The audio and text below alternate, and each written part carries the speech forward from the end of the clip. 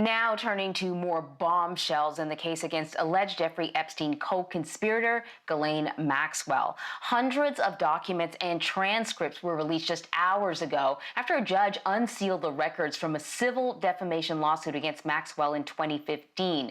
The documents detailed new information about sexual abuse claims against her and the former financier, which earlier this month she pleaded not guilty to being a part of. The files include a deposition from accuser Virginia Giuffre, and they also appear to contradict previous claims surrounding the last time Maxwell spoke to Epstein. CBS News correspondent Mola Lenghi reports from just outside the Brooklyn Detention Center, where Maxwell is being held. Well, Ghislaine Maxwell's attorneys tried to stop these documents from being unsealed, even asking a U.S. District Court judge to intervene with a phone call. That judge ultimately denied that request, saying that Maxwell's just trying to muddy the waters on her way to mounting a legal defense.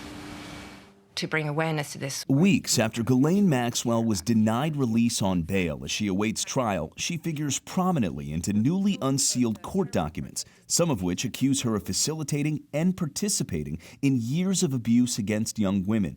As for Maxwell's recent claim that it's been more than a decade since she was in contact with Jeffrey Epstein, the documents appear to reveal that is untrue. In a January 2015 email exchange with Epstein, Maxwell wrote she'd appreciate it if a woman named Shelley would come out and say she had been Epstein's girlfriend.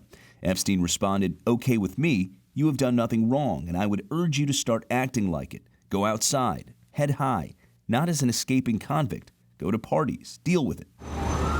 Now, Maxwell's being held in a federal detention facility and facing up to 35 years in prison. It comes after years of allegations from accusers like Virginia Roberts Giuffre, who is not one of the alleged victims in Maxwell's case.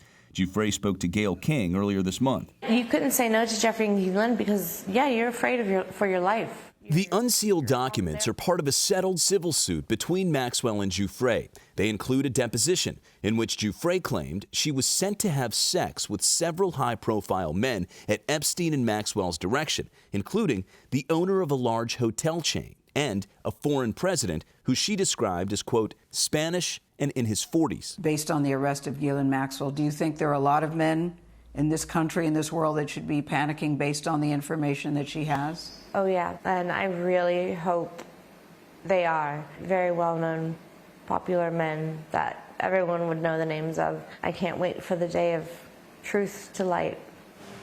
Well, Maxwell's 2016 deposition is expected to be released sometime next week after a U.S. District Court judge denied her attempts to have that remain sealed.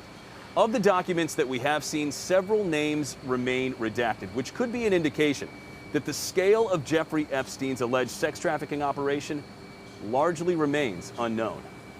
Anne-Marie? Mola, thank you very much. Now we want to bring in Rikki Klieman. Rikki, you are a CBS News legal expert and an analyst, and you've been following this case for over a year now. So let us dig into the details. We have this release of documents.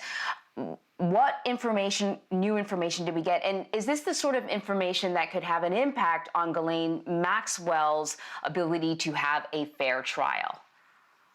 Well, let me start where you ended. The defense has been not only vocal, they have been persistent. They have filed motion after motion, letter after letter, looking for emergency relief from the court in the civil case to not release any of these documents, but particularly the depositions of both Virginia Roberts Giuffre, which came out within the last few hours, but also the deposition of Ghislaine Maxwell, which will come out on Monday. And the reason for that, according to the defense, is that you have a 6-count indictment, 2 counts of perjury dealing with her specific deposition that's coming out on Monday, as well as the master counts of dealing with conspiracy to traffic these young women, some as young as the age of 14, to groom them, to entice them, to arrange their travel, to not only have them available for sex with Jeffrey Epstein, but also with Ghislaine Maxwell. Remember, these are allegations, and also allegedly with other prominent men. So they wanted these documents suppressed. These documents have come out, And they are explosive indeed. And so the focus of those documents, though, the focus was Jeffrey Epstein and his role, not Ghislaine Maxwell. But despite the focus being Epstein, does it even matter? Could they still contribute to Maxwell's case?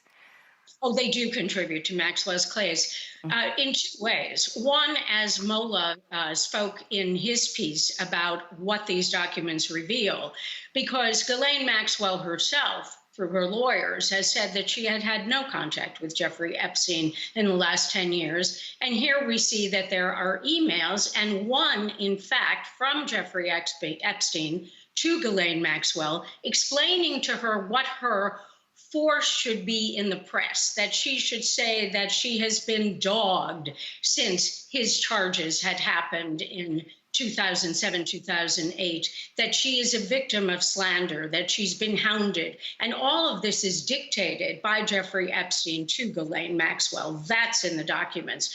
But perhaps far more important are the deposition transcripts from one of the alleged victims, Virginia Roberts Giuffre, who says that not only did Ghislaine Maxwell find her, groom her, entice her, do all the arrangements for her, but that in fact, Ghislaine Maxwell participated in these sexual orgies, if you will, with Virginia, as well as with these other women. Again, remember what Ghislaine Maxwell is attempting to say is that this is all false, and that no matter what Virginia Roberts Giuffre says, and no matter how many times she says it, according to the defendant, it is not true. The government seems very, very strong that they can back up anything or most of the things that Virginia Roberts Giuffre says. And I assume that means other witnesses or travel records or documents. So the documents also reveal that Ghislaine Maxwell was working on a memoir. Can any of that be used in her case? Or could she simply say, oh, I was just, writing something fictional. There's, nothing factual in that.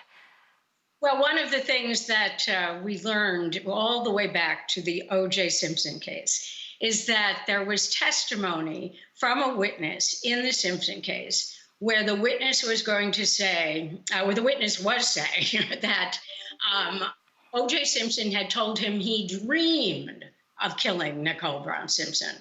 So if you can say that you dreamed of something and it comes into evidence, I assume that there is a good argument to say that if you're writing a memoir, that much of the memoir can come into evidence unless it is really considered completely hearsay.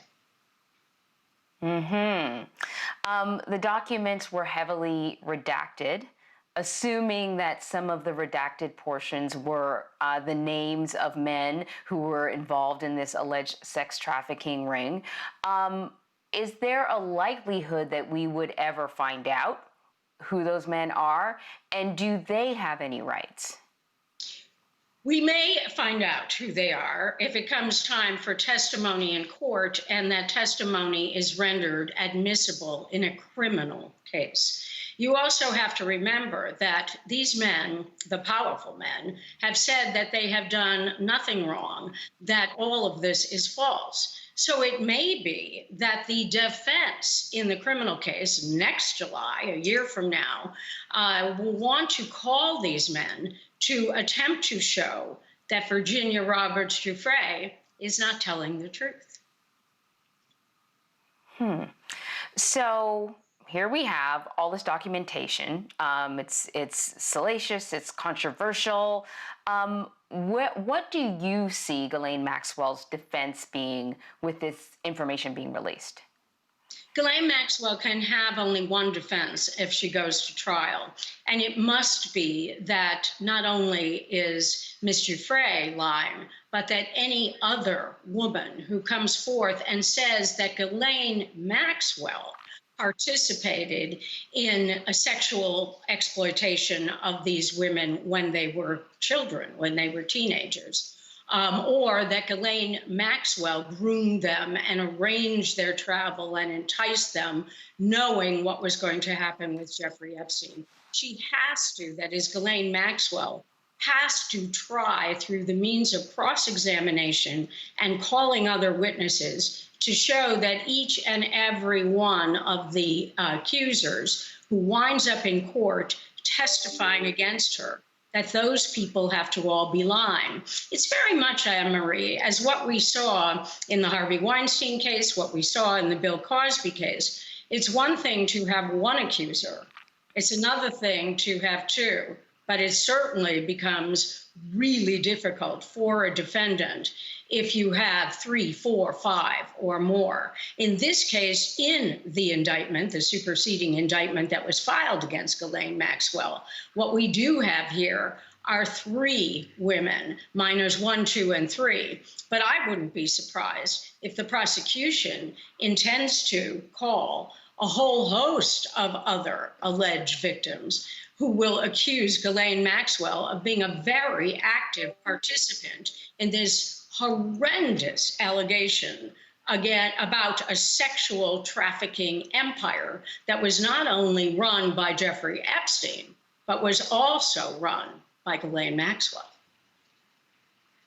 Which brings me to my last question. Jeffrey Epstein is no longer with us. On the books, officially a suicide. And, you know, it took many years for the women who say they were victimized by him to come forward, to be taken seriously by authorities, and a number of them were ready to testify against him when he died. And so maybe they'll get a chance to sort of share their story again with Ghislaine Maxwell's case. But I wonder, do you see, at least in terms of the way the argument is built, and almost maybe for a little bit of satisfaction, that for Ghislaine Maxwell, it's not just her on trial. In a way, it's the ghost of Jeffrey Epstein on trial with her. There is no doubt that the ghost of Jeffrey Epstein is ever present in the trial of Ghislaine Maxwell, which will happen in July of 2021, should she actually go to trial. You cannot do this case without looking at both of them as being partners in a sexual trafficking empire of trafficking women who are really girls, who are ages 14, 15 to 21. It is said that what happened was that Jeffrey Epstein liked them young, and that one of the accusers is going to say that Ghislaine Maxwell used to go out trolling for, quote unquote, the nubiles, and that it was the young ones that he was looking for. And then, of course, he got tired of them and then wanted more and more and younger and younger and newer and newer. It's a terribly salacious and tawdry tale.